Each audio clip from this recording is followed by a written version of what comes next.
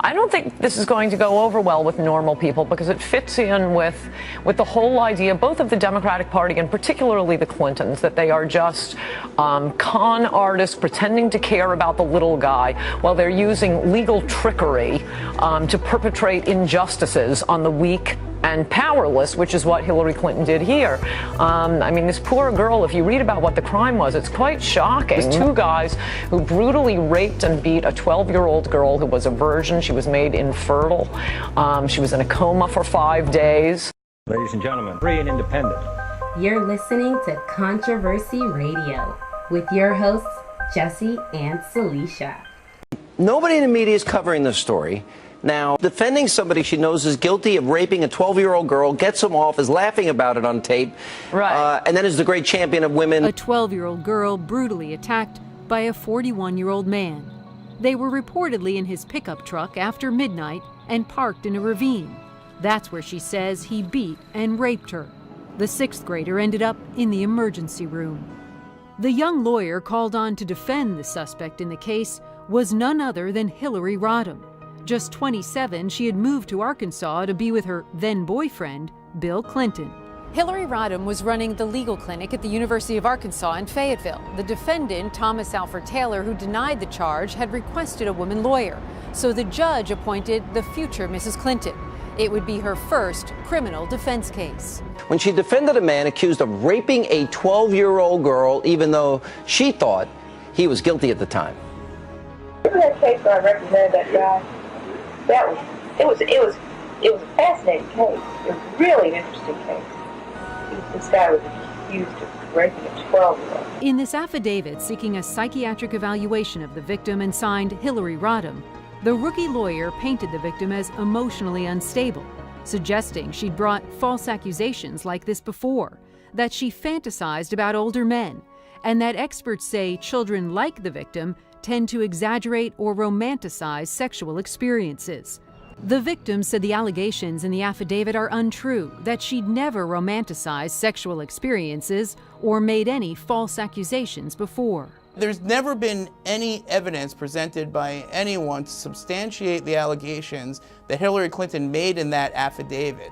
To the victim, this was an attempt by Hillary Clinton to smear her in order to exonerate her attacker. The victim believes that Hillary Clinton lied. Hillary Clinton blamed the victim. Number 101 when you're dealing with rape cases, don't blame the victim. She blamed a 12-year-old girl, a sixth grade 12-year-old girl, of seeking the attention of older men and fantasizing about being with older men. There is audio. Wait, we haven't corroborated any of this, so I mean, I just think you should be very... It's widely reported. It's widely reported. Widely reported. So is the National Enquirer. Widely reported. We reported can go. Doesn't mean anything. It's not on this network, I would point out. Okay, well, there's an audio tape where Hillary Clinton laughs about the defendant in this case. The story was mostly forgotten until in 2014, audio emerged of Clinton talking about the case with an Arkansas journalist back in the 1980s.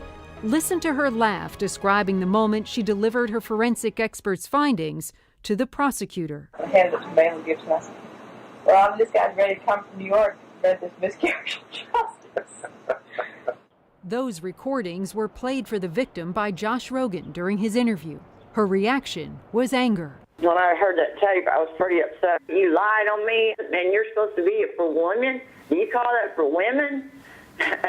What you done to me? And I heard you on tape laughing. There is another piece of audio that Clinton's critics have pointed to for some time. Clinton on the same tape laughing about her client passing a polygraph. I have the polygraph, which he passed, which forever destroyed my faith in polygraphs. But you know what was sad about it was that the prosecutors had evidence, among which was his underwear. He had presented these underpants with a hole in it. I said, what kind of evidence is that? You know, you've got a pair of underpants with a hole in it. Of course, the crime lab had thrown away the piece that they cut out. It was really, I mean, I plea bargained it down because they didn't have any, it turned out they didn't have any evidence. Clinton also insisted on getting her own expert opinion on the accused rapist's underwear after the crime lab had cut out the key part of the sample to test, then lost it. In a bold move for a first-time defender, Clinton brought what was left of the accused rapist's underwear from Arkansas all the way here to Brooklyn, New York, more than 1,200 miles, just so a renowned forensic expert she'd hunted down could look it over. A move considered aggressive even by the prosecutor's standards. Maybe so, but it worked. Clinton's expert cast doubt on what was left of the evidence, saying it hardly showed the defendant's blood or semen. It hardly showed the defendant's blood or semen. So she has a long history, not with respect to her personal life, but with respect to her legal work of demonizing sexual assault victims. Women will not like this. It's going to be put in an ad, and Hillary Clinton's going to suffer for that. In a plea deal, she got her client's charges reduced from rape to unlawful fondling of a child. For rape, Thomas Taylor could have gone to prison for life. Instead, he was sentenced to 1 year in the county jail. Even that was reduced 2 months for time served. I was appointed by the local judge to represent a criminal defendant accused of rape.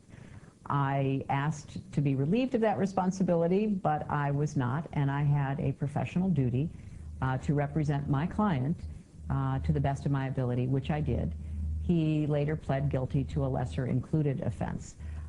When you're a lawyer, you often don't have the choice as to who you will represent, and by the very nature of criminal law, there will be those who you represent that you don't approve of, but at least in our system, you have an obligation, and once I was appointed, I fulfilled that obligation.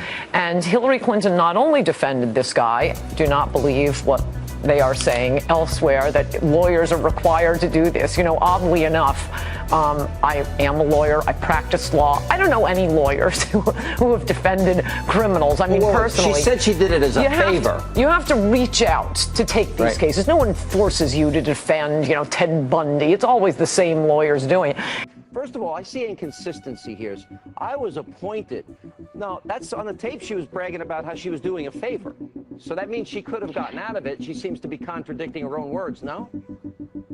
Yeah, that is an interesting point. She does. So she says on the most recent interview, not only that she was appointed, but also that she asked the judge if he could take her off the case because she didn't want to actually follow through on it, and the judge rejected this request. That's the first time that she's spoken about that, and every other account that she hasn't mentioned that at all. Yeah. So that's pretty interesting. Well, that's interesting. And then also she defended the guy, and she thought he was guilty when she said, oh, yeah, he took a polygraph, passed, which destroyed my faith in polygraphs. So now she takes a very different tone here. And I think when you compare and contrast, she was joking and jocular and kind of bragging about what she was able to do as a lawyer, right? Sure. Another thing about the tone also that's interesting, I was surprised by how kind of detached her argument is in this interview. She kind of, makes this dry legal case for why she defended this accused rapist. She says she had an obligation as an attorney. She fulfilled that obligation. She didn't make much of an emotional appeal. In any event, she submitted an affidavit claiming that this poor 12-year-old girl was a fantasist, that she had falsely accused other people before. When the girl was presented with this recently, she didn't know that Hillary had worked so hard to get her rapist off. She said, I don't know what she's talking about. She's lying in this affidavit. How can we trust her as president if she'll lie in a court case to defend the rapist of a young girl? And I just think it fits into this whole, oh, I feel your pain phoniness of the Clintons. When it hurts the most is when it fits into an image a sneaking suspicion people already have about you, and that is the suspicion people have about the Clintons, the big defenders of women and children. She's laughing about getting a guilty rapist off. I think this is a big issue. I think it's bigger than Benghazi. Over the past 25 years, I have worked persistently on issues relating to women, children, and families. It is a violation of human rights when individual women are raped in their own communities. It is a violation of human rights when a leading cause of death worldwide among women ages 14 to 44 is the violence they are subjected to in their own homes by their own relatives. And again, it's just legal chicanery and the powerful putting one over on innocent victims of rapists. Ladies and gentlemen, free and independent. You're listening to Controversy Radio with your hosts, Jesse and Celicia.